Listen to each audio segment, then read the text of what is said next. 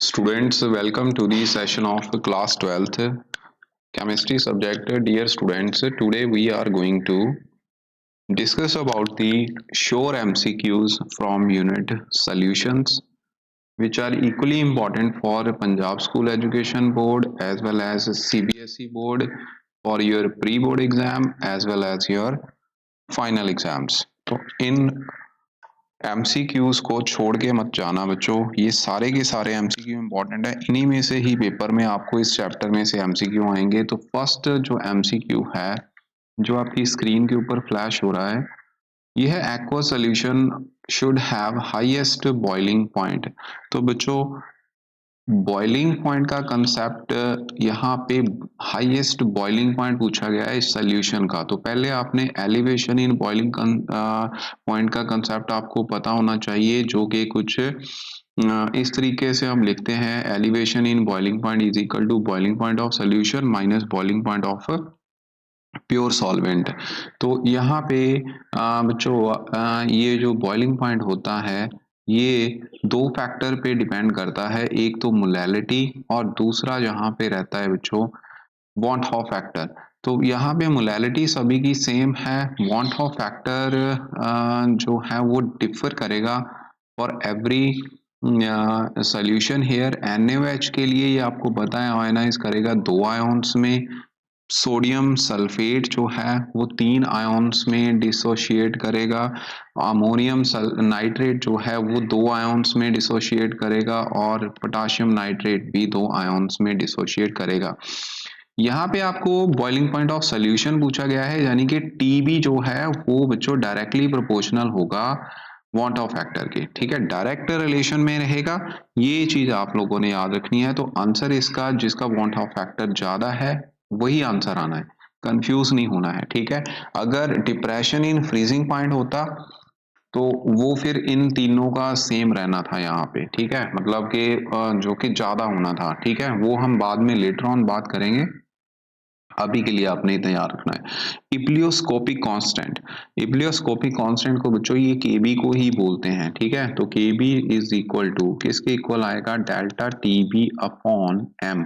तो ये kelvin KG पर मोल बच्चों इसके जो यूनिट रहते हैं ऑप्शन नंबर फर्स्ट। मोलैलिटी के यूनिट आपको पता होगा मोल पर केजी है और टेम्परेचर के यूनिट क्या रहते हैं, केल्विन। आगे जो नेक्स्ट क्वेश्चन है उसमें want of value of want of factors, ये तो बच्चों आपको अब आता ही होगा 2 2 3। ठीक है, 2 क्यों, क्योंकि ये 2 आयन्स में डिसोशिएट करेगा, ये भी 2 आयन देगा और ये 3 आयन देंगे। एन के पॉजिटिव 2 आयन्स बनेंगे, सल्फेट आयन 1 आयन बनेगा। आगे है बच्चों value of Henry constant KH। तो बच्चों हेनरी कांस्टेंट जो है सॉल्युबिलिटी के साथ कैसे रिलेट करता है, ये भी बहुत इंपॉर्टेंट क्वेश्चन है। सो ये वाला जो क्वेश्चन है बच्चों इसको अच्छे से करना है, ये बहुत इंपॉर्टेंट है। हेनरी कांस्टेंट एक्चुअल में क्या होता है, ये हेनरी लॉ के बेसिस पे है कि pressure of the given gas is directly proportional to the mole fraction of that gas above the liquid at a given temperature. यहाँ पे जो KH है बच्चों ये X के एक्चुअल में इनवर्स रिलेशन में रहता है। ठीक है, किसके रिलेशन में, इनवर्स रिलेशन में, यानी कि यहाँ पे ये सॉल्युबिलिटी जो है गैसेस की, जितनी वैल्यू इसकी ज्यादा होगी KH की उतनी सॉल्युबिलिटी बच्चों कम होती है। ठीक है, तो greater the value of KH lower will be the solubility of gas. यहाँ पे दोनों में हायर दिया हुआ है तो आप एक में लोअर कर लो, तो ये लोअर सॉल्युबिलिटी होगी। और जो KH की वैल्यू होती है ये बच्चों टेम्परेचर के डायरेक्टली प्रोपोर्शनल होती है, मतलब अगर टेम्परेचर इंक्रीज करेगा तो सॉल्युबिलिटी डिक्रीज करेगी। ठीक है, ये इंपॉर्टेंट क्वेश्चन है, अच्छे से कर लेना बच्चों। आगे है colligative property of a solution depend upon the, ये तो बच्चों आपको आता होगा नंबर ऑफ सल्यूट पार्टिकल्स। ठीक है, नंबर ऑफ सल्यूट पार्टिकल्स के ऊपर कॉलिगेटिव प्रॉपर्टी जो है डिपेंड करती है, और number of solute particle weight upon molecular mass होता है। सल्यूट के मॉलिक्यूलर मास के ये इनवर्स रिलेशन में जाता है। ये 2-3 चीजें आप लोगों को याद रखनी है, किसी के भी बेसिस पे क्वेश्चन पूछा जा सकता है। तो ये सेम क्वेश्चन आ गया, colligative property depend upon the number of moles of solute particles. Okay, number of moles of solute particles. आगे बच्चों नेक्स्ट क्वेश्चन है which of the following solution have the least freezing point. Least freezing point ये अब हम question यहाँ पे करेंगे। Okay इसको करने के लिए बच्चों हम ऐसा करते हैं, सबसे पहले आपको इसका कंसेप्ट बता देते हैं कि होता क्या है, एक्चुअल में क्या होना चाहिए यहाँ पे वो आप लोगों को पता होना चाहिए। देखिए डिप्रेशन इन फ्रीजिंग पॉइंट, आप जैसे ही बच्चों कोई नॉन वोलेटाइल सल्यूट किसी लिक्विड में डालते हो तो उसका फ्रीजिंग पॉइंट डिक्रीज कर जाता है क्योंकि वेपर प्रेशर डिक्रीज कर जाता है। ओके सो यहाँ पे जो रिलेशन रहता है डिक्रीज यानी कि जो टी एफ नॉट है ये सॉल्वेंट का फ्रीजिंग पॉइंट होगा। जैसे ही उसमें आपने सल्यूट ऐड किया तो सॉल्यूशन का फ्रीजिंग पॉइंट टी एफ के साथ रिप्रेजेंट करोगे। तो आपको अब यहाँ पे टीएफ के बारे में ही पूछा गया है। क्वेश्चन में क्या था कि which of the following solution have least freezing point, तो इसका मतलब यहाँ पे ये वैल्यू उधर चले जाएगी तो यहाँ पे क्या रहेगा T F not minus delta T F. अब डेल्टा टी एफ की वैल्यू जितनी ज्यादा होगी, ओके जितनी इसकी वैल्यू ज्यादा होगी higher the value, okay higher the value of delta TF, lower will be the lower will be the lower will be the value of TF। Okay TF की value उतनी ही lower होगी क्योंकि ये जितना ज्यादा होगा ये तो कांस्टेंट है, ठीक है। तो TF किसके डायरेक्ट रिलेशन में आ गया, ये बच्चों डेल्टा टीएफ के रिलेशन में आ गया। जितनी इसकी वैल्यू इनवर्स रिलेशन में सॉरी, जितनी इसकी वैल्यू ज्यादा होनी है उतनी इसकी वैल्यू टीएफ की वैल्यू क्या होगी, कम होगी, ठीक है। तो अब यहाँ पे टीएफ के बारे में अब हम समझ लेते हैं। देखिए टीएफ तो बच्चों दो फैक्टर ही रहते हैं, कौन कौन से, molality and van't Hoff factor, ठीक है। तो इसका मतलब जितना अब क्वेश्चन में देखिए, क्वेश्चन में 0.1 0.1 0.1 0.1 तो सभी की मोलैलिटी जो है वो सेम दी गई है, ठीक है। जहाँ मोलैलिटी मान लो, जहाँ मोलैलिटी मान लो सेम दी गई है, इसका मतलब ये फैक्टर तो कंसीडर होगा नहीं। तो डेल्टा टीएफ जो है वो वॉन्ट ऑफ फैक्टर पे डिपेंड कर रहा है। तो जितना वॉन्ट ऑफ फैक्टर अब ज्यादा होगा उतनी टीएफ की वैल्यू, डेल्टा टीएफ की वैल्यू ज्यादा होगी, उतना ही कम होगा फिर टीएफ टीएफ की वैल्यू, ठीक है, उतनी ही कम होगी। तो यहाँ पे urea, acetic acid, NaCl, calcium chloride, okay तो कैल्शियम क्लोराइड बच्चों यहाँ पे जो होगा इसका वॉन्ट ऑफ फैक्टर आपको पता है 3 होगा, CaCl2, ओके। तो I की वैल्यू यहाँ पे कितनी आ जाएगी, 3 आएगी, तो ये सबसे ज्यादा होगी। तो इस ये ज्यादा हुआ तो डेल्टा टीएफ भी ज्यादा होगा। अगर ये ज्यादा है तो दोनों का डिफरेंस जो है उतना ही क्या हो जाएगा, कम हो जाएगा। तो लीस्ट वैल्यू बच्चों इसी के लिए ही आएगी, लीस्ट वैल्यू पूछा गया है तो answer should be D option. तो इतना सोचना पड़ेगा इसके लिए, ठीक है। सेमी परमिएबल मेम्ब्रेन वो होती है जो सिर्फ सॉल्वेंट का फ्लो ही परमिट करती है, ठीक है, सॉल्वेंट पार्टिकल्स ही मूव करते हैं। आगे है decreasing order of osmotic pressure. तो बच्चों ऑस्मोटिक प्रेशर अब यहाँ पे 10 ग्राम 10 ग्राम 10 ग्राम, यहाँ पे ग्राम में दिया गया है और साथ में वॉल्यूम दिया गया है। तो बच्चों आप लोगों को पता होगा pi is equal to CRT होता है, जिसमें C जो है N/V रहता है, ठीक है, क्या रहता है N/V। अब N क्या होता है W/MB इंटू V, ठीक है। इसका मतलब यहाँ पे क्या हुआ कि कॉलिगेटिव प्रॉपर्टी यानी कि पाई मैंने पहले भी बताया था ये मॉलिक्यूलर मास के इनवर्स रिलेशन में रहेगी। जिसका मॉलिक्यूलर मास ज्यादा होगा, ठीक है, उसी का ही ऑस्मोटिक प्रेशर सबसे कम होगा। तो इसमें बच्चों अगर ग्लूकोज की बात करें तो इसका मॉलिक्यूलर मास 180 रहता है, ठीक है। यूरिया की बात करें तो ये 60 रहता है। अगर यूरिया का फार्मूला नहीं पता है तो ये बच्चों फार्मूला है इसका CONH2 ट्वाइस, तो यूरिया। उसके बाद सुक्रोज का मॉलिक्यूलर मास 342 के अराउंड रहता है, तो इसका ही मॉलिक्यूलर मास सबसे ज्यादा है, तो इसका मतलब सुक्रोज का ही ऑस्मोटिक प्रेशर सबसे कम होगा। तो सुक्रोज बच्चों यहाँ पे जो P3 के साथ रिप्रेजेंट कर रहे हैं तो P3 सबसे कम वाला इसमें है और फर्स्ट वाले में है। आगे बच्चों ग्लूकोज आएगा, ग्लूकोज फर्स्ट वाला, इसका मतलब डी ऑप्शन इसका राइट आंसर है, ठीक है, डी ऑप्शन इसका राइट आंसर होगा। आगे बच्चों molarity of 900 gram pure water, 900 ग्राम पूछा गया है, यहाँ पे 900 आ गया। ठीक है, बाकी चलो ठीक है। 900 ग्राम की मोलैरिटी जो है पूछी गई है। तो बच्चों पहले तो 900 ग्राम वेट है, डेंसिटी आपको पता है 1 होती है, ठीक है। तो यहाँ से आप पहले जो है वॉल्यूम निकालोगे, फिर उसके बाद मोलैरिटी की वैल्यू आएगी। सो बच्चों यहाँ पे मैंने इसको इरेज कर दिया है। तो आइए यहाँ पे करते हैं। सबसे पहले तो देखिए आपको जो मोल्स हैं वो फाइंड आउट करने पड़ेंगे। नंबर ऑफ मोल्स कैसे निकालोगे? यहाँ पे स्टूडेंट्स जो आपको 900 ग्राम की बात हुई है, 900 gram of water divide by it's molecular mass, तो यहाँ से आपको 50 इसके मोल्स मिल जाएंगे, ठीक है। उसके बाद अब आपने मोलैरिटी का फार्मूला लगाना है। 50 मोल ऊपर आ गया। अब वॉल्यूम आपने कैसे निकाल लेना है? डेंसिटी का फार्मूला लगा के, मास अपॉन वॉल्यूम। ओके, तो वॉल्यूम किसके इक्वल आएगा? Mass upon density. डेंसिटी 1 मान लो, इसका मतलब 900 ही आप इसका वॉल्यूम मान लोगे ml में, और साथ में आ जाएगा 1000, ठीक है। तो अब इसको सॉल्व करना है, तो ये बच्चों 55.5 इसका आंसर आएगा, ठीक है। 55.5 will be the answer of this pure water जो मतलब मोलैरिटी इसकी आएगी, ठीक है। तो आंसर आएगा बच्चों बी ऑप्शन, ठीक है। बी ऑप्शन इसका राइट आंसर है। नेक्स्ट क्वेश्चन क्या होगा, आइए वो करते हैं। Mole fraction of a solute 2.5 aqueous solution. तो ये भी न्यूमेरिकल ही है बच्चों। तो इसमें सबसे पहले तो आपने सॉल्वेंट के नंबर ऑफ मोल्स निकाल लो, जो अभी निकाले मैंने।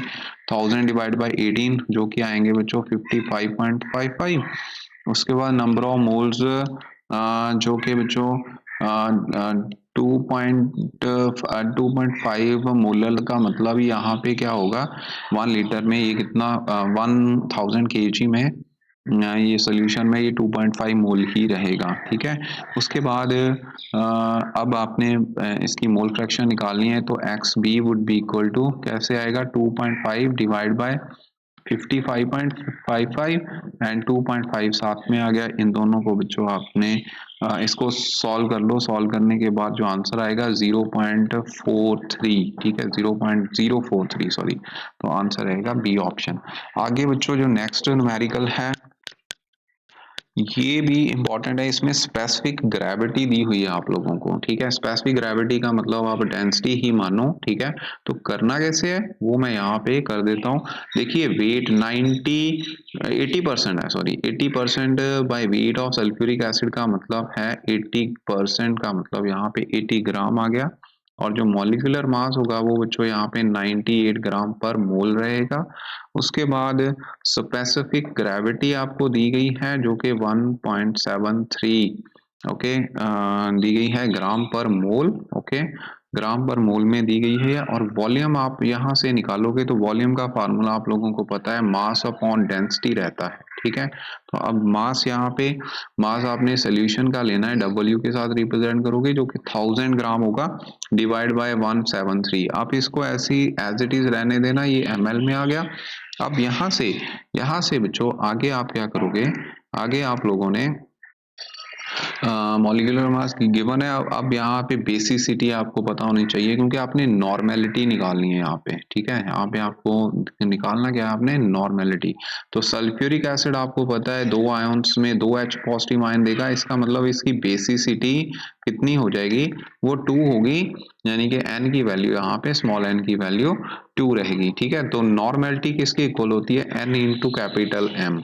m क्या है? मोलैरिटी। तो 2 यहाँ पे पुट कर दो। W भी आपको 80 दिया हुआ है into 1000 divide by molecular mass जो कि 98 है। और बच्चों वॉल्यूम कितना निकाला? 1000। ये 1.73 ऊपर चला जाएगा। इसको आप सॉल्व कर लेना काट के, ठीक है। कट कटा के आपका जो आंसर आएगा 28.24 आएगा जो कि ये रहेगा, ठीक है। आगे कॉमन सॉल्ट जैसे ही आप डिसॉल्व करते हो बच्चों तो फ्रीजिंग पॉइंट जो है वो यहाँ पे लिखा है इंक्रीज करेगा, बॉइलिंग पॉइंट डिक्रीज करेगा, और boiling point of water decrease करेगा या boiling point of water remain the same. तो स्टूडेंट्स यहाँ पे दो ऑप्शन आपको सेम ही है, डिक्रीज और डिक्रीज। ये यहाँ पे इंक्रीज कर लेना प्लीज।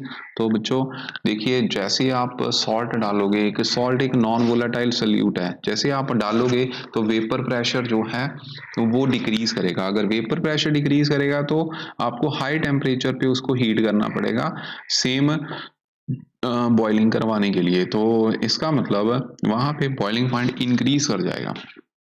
तो आंसर आएगा B option, D option, yes ठीक है, इंक्रीज करेगा। क्रायोस्कोपिक कांस्टेंट के एफ को बोलते हैं, यूनिट सेम ही रहेंगे जो इब्लियोस्कोपिक कांस्टेंट के थे, ठीक है। मोलल ये depression in freezing point constant होता है। Aqua solution of methanol in water शो दी। देखिए मिथेनॉल वाटर में जैसे आप ऐड करोगे तो बच्चों ये पॉजिटिव डेविएशन देता है फ्रॉम रॉड्स लॉ, ठीक है।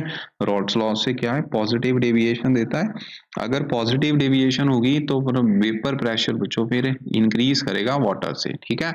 आगे नेक्स्ट क्वेश्चन, मोलैलिटी को आपको पता ही है मोल पर केजी में एक्सप्रेस करते हैं। Which of is not affected by the temperature, ये तो पता ही है मोलैलिटी। आइसोटोनिक सोल्यूशन जिनके वेपर प्रेशर सेम रहते हैं। और वेपर प्रेशर बच्चों एक ऐसी कॉलिगेटिव प्रॉपर्टी है जो किसी बायोमोलिक्यूल का मॉलिक्यूलर मास फाइंड आउट करने के लिए हम यूज करते हैं, ये भी पॉइंट याद रखना है। Molar elevation constant depend upon the nature of solute particles, obvious है, ठीक है। आगे बच्चों नेक्स्ट होगा, मोलैरिटी किसमें एक्सप्रेस करते हैं, इट इज एक्सप्रेस इन मोल पर litre. Which of the following is a colligative property, यहाँ पे वेपर प्रेशर है। एक बच्चों है थर्ड ऑप्शन जो है लोअरिंग इन वेपर प्रेशर है। अगर ये दोनों आ जाते हैं, lowering in vapour pressure and relative lowering in vapour pressure, दोनों में फर्क है बच्चों, ठीक है। Relative lowering in vapour pressure colligative property है, ना कि lowering in vapour pressure, okay, ये याद रखना है। आगे बच्चों प्योर वाटर की मोलैलिटी आपको पता ही होगा 55.5 रहती है। आगे बच्चों number of moles of NaCl, number of moles of NaCl जो है 3 लीटर में 3 मोलर सोल्यूशन है, कितने होंगे। तो बच्चों molarity is equal to number of moles per unit volume, इसका मतलब number of moles volume mass into volume के इक्वल रहता है। मास यहाँ पे सॉरी मोलैरिटी यहाँ पे 3 दी है, वॉल्यूम 3 दिया हुआ है, तो 3 इंटू 3 9 बन गया, आंसर आ जाएगा 9। Amount of solute required to prepare 10 litre of decimolar solution, 10 litre कितने मोल्स चाहिए, इन दोनों को मल्टीप्लाई कर दो। 10 डेसी का मतलब 10⁻⁻1 रहता है, तो ये 1 मोल आ जाएगा, आंसर डी ऑप्शन रहेगा। 1 kg of water contain 4 gram of NaOH, concentration of solution is best expressed as, बच्चों किस में एक्सप्रेस करोगे, तो इसमें 4 ग्राम बाय 40, ओके। ये मोलल में आनी चाहिए, ठीक है। Molality is the best term to express the concentration of any solution, ठीक है, मोलैलिटी जो कि चेंज नहीं करती टेम्परेचर के अकॉर्डिंगली। तो इसका भी आंसर ये सेम क्वेश्चन ही आ गया। उसके बाद नेक्स्ट जो 27 क्वेश्चन रहेगा, ठीक है। आई थिंक ये 16 20 थे, ये 26 थे, ओके। ये आगे पीछे हो गए, नो वरीज, ओके। 16 तो मैंने ये करवा दिए। अब 27th क्वेश्चन है, which of the following binary liquid mixture exhibit the negative proportion. तो नॉर्मल हेक्सेन हेप्टेन जो है ये बच्चों आइडियल सोल्यूशन रहता है, ओके। तो इसमें जो आंसर आना है वो जो क्लोरोफॉर्म और एसीटोन होगा, क्योंकि ये दोनों मिलके क्या कर देते हैं, हाइड्रोजन बॉन्डिंग, ठीक है। क्लोरोफॉर्म CHCl3 होता है और एसीटोन होता है ये वाला, ठीक है। डाइपोलर इंटरेक्शन होती है, यहाँ पे हाइड्रोजन और ऑक्सीजन हाइड्रोजन बॉन्डिंग बना देते हैं, बॉन्डिंग वीक हो जाती है, नेगेटिव डेविएशन शो करते हैं, ठीक है। तो आंसर आएगा B option. Constant boiling azeotrope को बच्चों हम बोलते हैं, मैंने बोल दिया। कांस्टेंट बॉइलिंग मिक्सचर को हम एजोट्रॉप बोलते हैं। Pressure cooker reduces the cooking time because, बच्चों प्रेशर कुकर क्यों करता है, यहाँ पे बॉइलिंग पॉइंट जो है फूड का अंदर वो बच्चों एलिवेट कर जाता है, ठीक है।